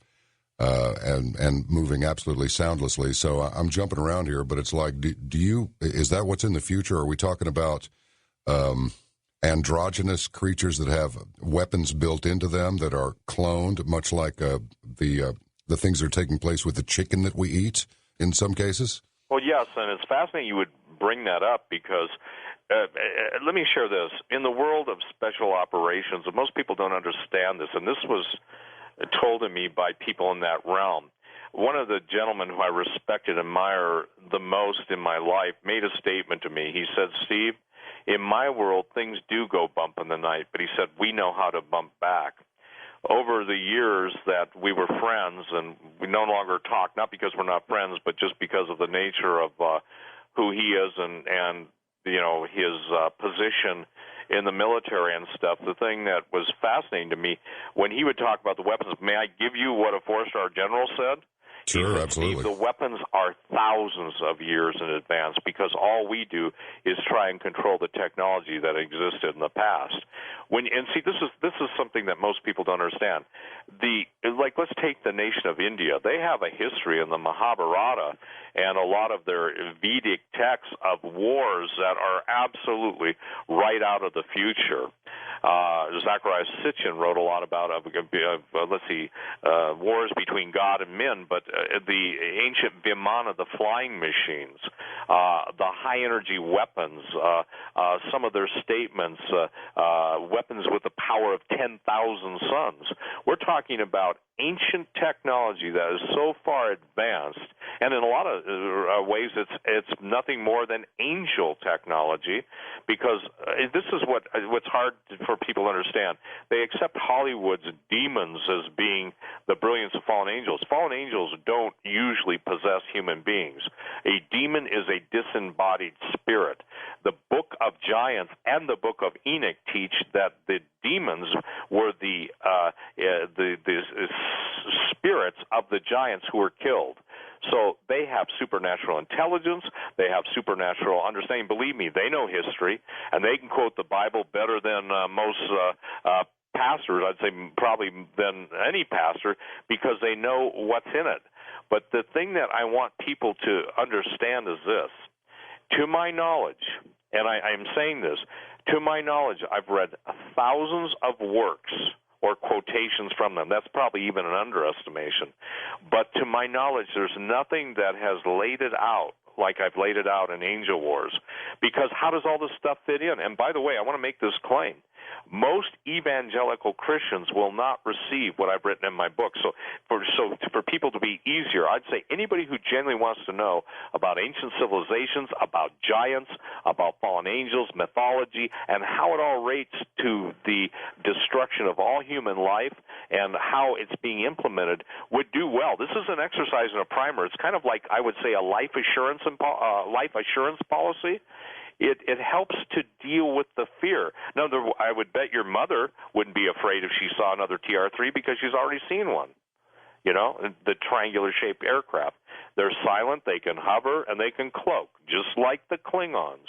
And John, a good exercise is for people to study the history of science fiction. The intelligence community learned after Roswell that by putting things into science fiction and putting into the genre of science fiction films, they could absolutely control the information of anything that might leak by just passing off, oh, that's just science fiction. Yeah, they just saw that in the movie. It was a brilliant mind control and population control mechanism for the flow of information. Well, you know, the former CIA director asserts that the U.S. may seriously want to consider creating a new Internet infrastructure to reduce the threat of cyber attacks, or maybe it's just to shut down the enhanced communication between the citizens. I mean, what would happen if the whole net went down and we couldn't, I mean, everything runs over it. The telephones, the cell phone. Isn't it interesting, no matter what cell phone carrier you have, it's the same voice that tells you all circuits are busy now. Now, I wonder why that is.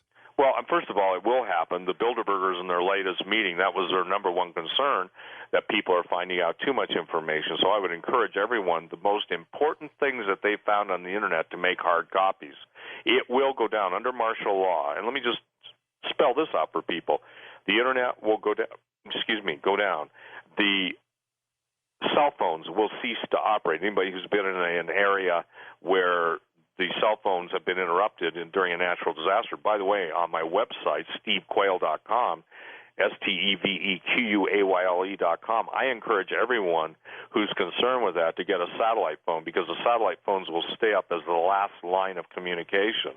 A satellite phone, you don't need to go through any land-based switching station. In other words, if I want to call you, John, I place a call to the satellite goes directly to your phone, and I went and met with the people that are the largest providers of satellite phones in the world, and they do a marvelous job. And there's a box on my website. They go and check that out. But what happens when information ceases? Then your actions. Then in my mode, I don't know if you've ever gone in this mode, but because I spend so much time researching, I actually go through withdrawal. And I think what people will do is go through withdrawal. Now let's add this.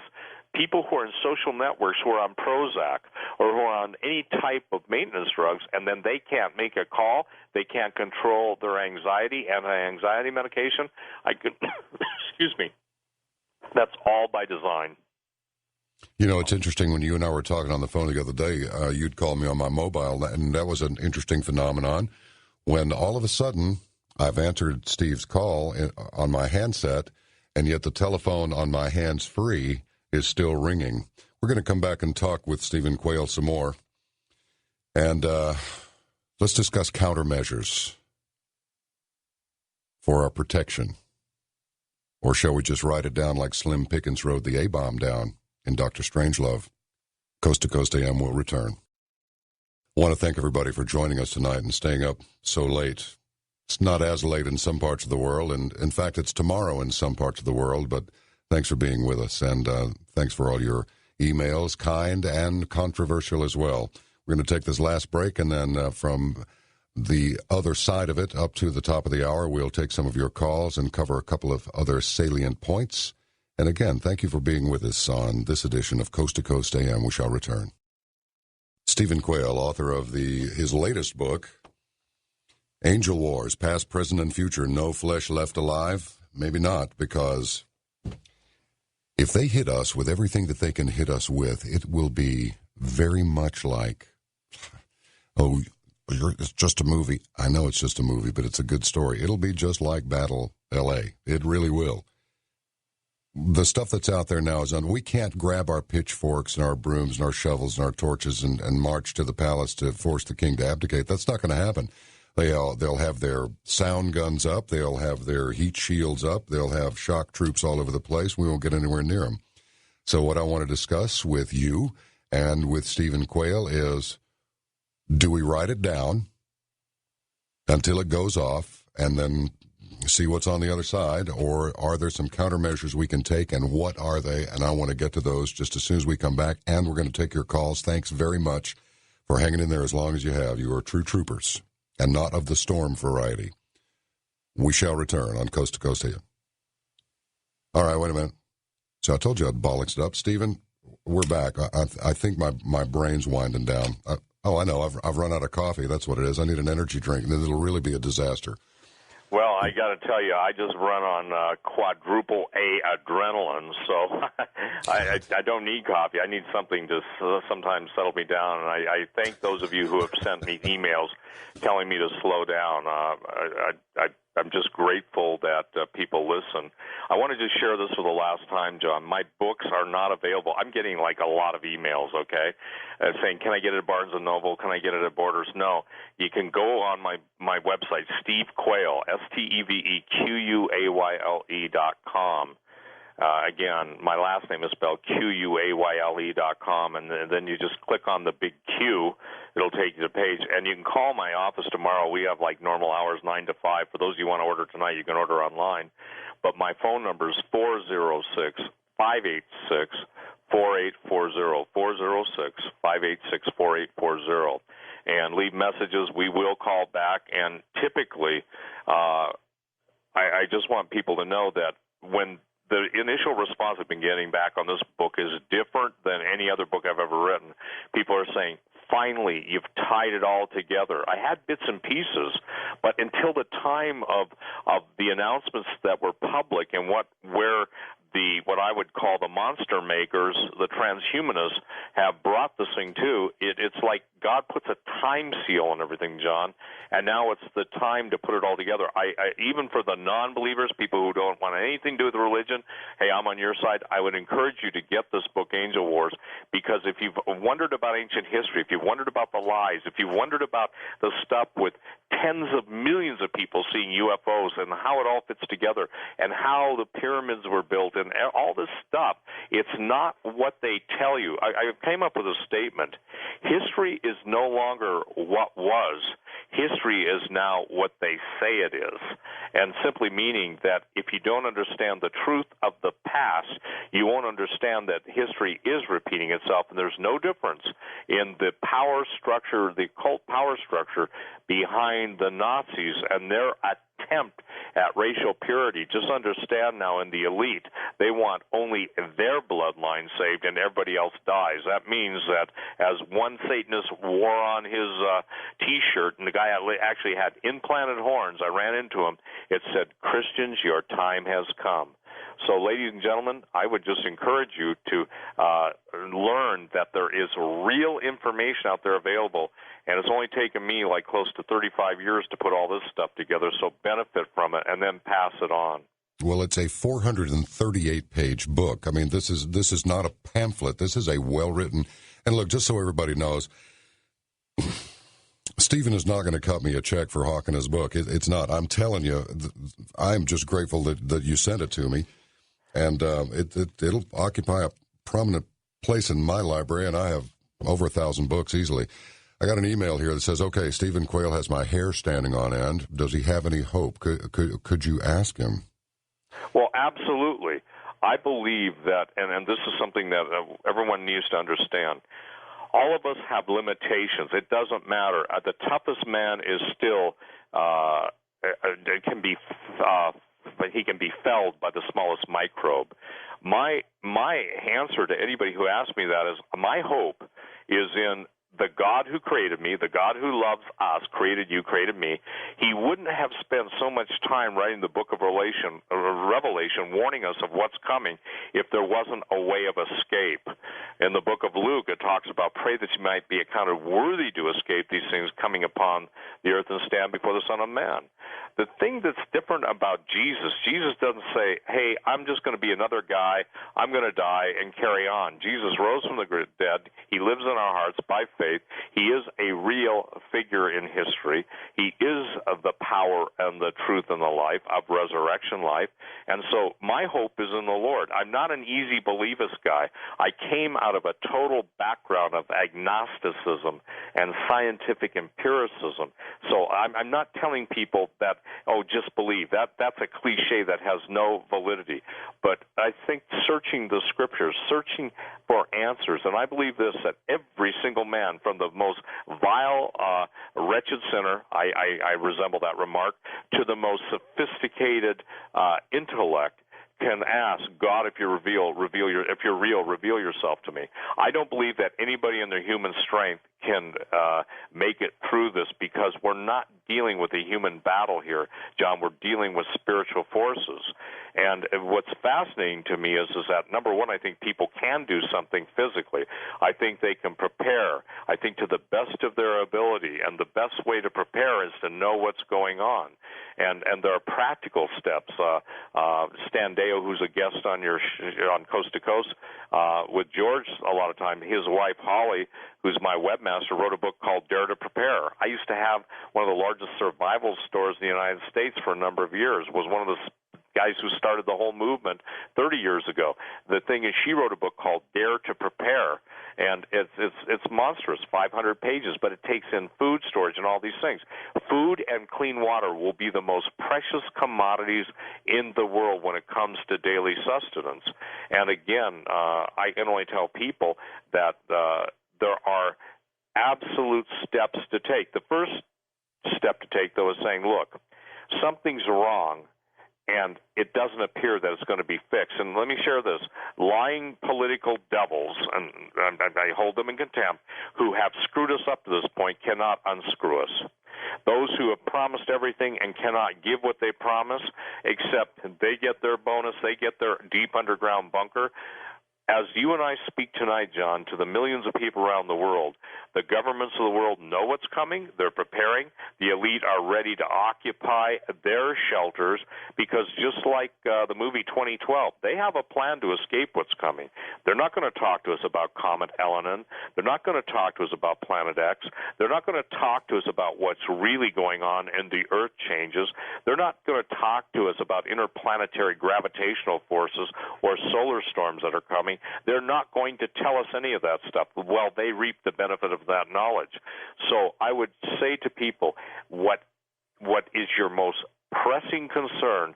Focus on that, but food and water, and pray, even if you don't believe in God, for like-minded people, because when it comes to the times we're going through, like-mindedness is critical. I mean, even I'm sure that when you hear Hollywood stars like Ashton Kutcher saying, hey, I know what's coming. I'm not throwing out his name. I don't know him.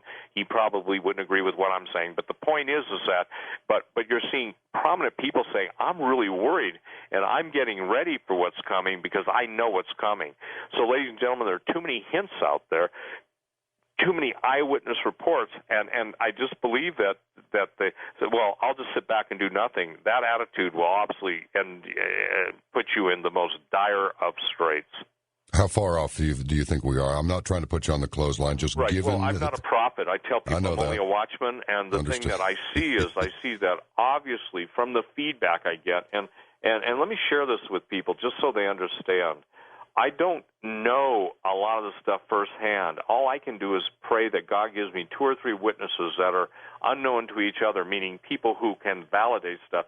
But when you talk to the military, when you talk to the intelligence community, when you talk to the financial community, when I pick up the phone or send an email to Beijing and I can get answers back from the movers and shakers, and I'm not talking about the communist government, I'm talking about businessmen. The thing is that they're all saying this fall is going to be the critical launch point. So some of the worst stuff coming. It's for instance like the financial sector. Understand, ladies and gentlemen, by design, the financial sector of the world and the financial markets of the world are going to crash at some point. Then when they crash and mayhem is initiated to the degree that they're able to clamp down and get rid of all their enemies, then they'll come up with some new program, and they'll know that people won't buy anything, so that's when they'll back, or some government will back, a new currency based on commodities. I used to say 15 years ago on talk radio, the first year of my life on talk radio, John, that it wouldn't surprise me to see the Russians or the Chinese and then to come up with a commodity-based currency. And guess what? China and Russia are the 2 countries that are buying the most gold, and China is buying the most of the strategic minerals and the precious minerals that are available on the planet. You know what? We're down to about 6 minutes and a half before we've got to bring it to a close. There are several people that would like to talk to you, but and if you're up for it, I'll bring them on. But I would ask our callers who have been so patient and very kind to sit there that long to make it brief so we can get as many in as possible because we don't want to alienate too many people. Well, yeah, I mean, I'm fine with that. Whatever you'd like. 6 minutes usually turns into what, 1 call? 2 calls? Something like that. So that's why I'm saying make it brief. Just state your question, make your comment, and then we'll go on to the next one. Give Stephen a chance to respond. East of the Rockies, Amy in the South. Are you there? Yes, I am. This is Amy. Hi, Amy. What's on your mind? Thank you. Stephen, I have wanted to talk to you. I could talk to you for 24 hours. I have a daughter that was just deployed to Afghanistan, and for the past 2.5 months, I've heard of our people on the FOBs, the forward operating bases. They get transferred from one FOB to the other to get to their destination and their mission. Well, it took her a month to get there, and they were trying to cover her, save her from the Afghans. But why, Stephen, do you think that our FOBs, why is General Petraeus having our Afghan people on the FOBs? They're killing our people, and the mainstream media is not mentioning it. It happens every month. A busload of our people get killed from somebody who's got a bomb in them. Why are Afghans on our FOBs? Well, first of all, we have the firepower, the technology, and the wherewithal not to have to use human boots on the ground in those situations. And I don't have an answer to you, but what's your daughter's name? I can't tell you. Oh, okay. Yeah, you better not. Forgive me. I will ask the intercessors that are friends of mine to pray for your daughter's safety. But let me say this. The power elite that are the military-industrial complex, they care nothing for your daughter or our sons or our daughters, brothers, fathers, sisters. The thing is that they're cannon fodder. And it might be surprising to a lot of people, but I would say this, that in order to understand the machine, the international bankers make this statement. This may be answer, and I can't speak for Petraeus. I don't know him, but I will say this. The international bankers have a statement. They make more in 1 day of war than a year of peace. What that says is that human beings created, in my view, creating the image and likeness of God, are being slaughtered stupidly, needlessly, and the same thing, I say this, bombing Middle Eastern countries, indigenous people, meaning the general population, or collateral damage. Collateral damage is unacceptable to me, knowing the technology they possess. And I'm not talking about bombs that most people are aware of. I'm talking about weapon systems. I can only tell you this. In my opinion, all these wars are designed to get America's fighting men and women out of country so that leaves the foreign troops in this country free reign. And it's a tragedy, and I would pray. My prayer, by the way, I'll call you Mom. My prayer is for people like your daughter and other sons and daughters to absolutely have miraculous, supernatural, and divine protection. I've literally had men email me thanking me for praying for their son. One guy, Joe, in North Dakota, called me in tears. His son got blown up in a Bradley fighting vehicle and walked away. So, all I know is this, is God is love, and God loves his people.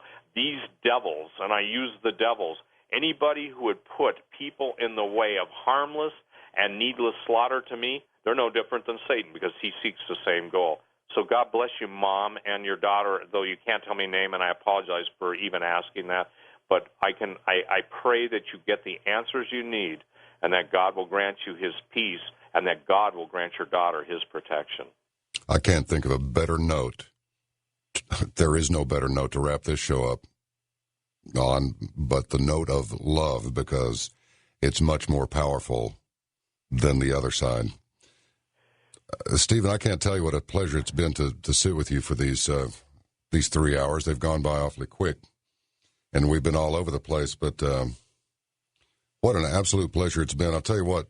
Would you give out your numbers and your site one more time? Sure. So that my phone number, and I want people to get this book, not because I'm trying to sell my book. By the way, I give away more books and sometimes in a year than I sell, so that's not a question of money on that. But my phone number is 406-586-4840, 406-586-4840. And our normal hours in Montana, I'm in Mountain Time, are 9 to 5. But if you want to order them tonight, you can order them online. Just go to my website, Steve Quayle, SteveQuayle.com. You click on the big Q, you'll see the ad for Angel Wars. It'll take you to a checkout. And John, we ship these books out priority. I mean, we get them fast. And so I can tell you from the people that have, even my critics have said, and one guy basically said, I thought you were an SOB. He didn't use the initial, but he said, I got to tell you, you answered my questions. Thank you for answering my questions. So I hope that means I'm not an SOB in his mind anymore. Hey, well, if you are, I suppose I can be clapped under that title myself for aiding and abetting. Yes, you know what? I haven't heard the get out. Oh, here it comes. So we've just got about. Do you think this thing will come down in total before 2012 or not? Yes, and I think 2012 is their date to launch their world program, but I think things are going to start to get really nasty in the financial realm, September, October, and I wouldn't be surprised to see August 2nd. Watch that date, because if you look up August 2nd history, it seems like wars start then, and I think the Middle East is ready to flare up, especially in Syria and Iran and other places. I'm not saying that's a given, but I'm just saying they who start the wars love that date. Pleasure talking with you, my brother. I'll stay in touch, and I hope you do the same. Thanks to Lisa Lyon, Dan Galante, Tim, who's in for Lex, Art Bell, who started it all, and Mr. George Norrie, and everybody in the Coast to Coast crew. This is John B. Wells wishing you all the best. Keep your faith solid, and just keep going. Don't quit, ever, till we meet again. Good night.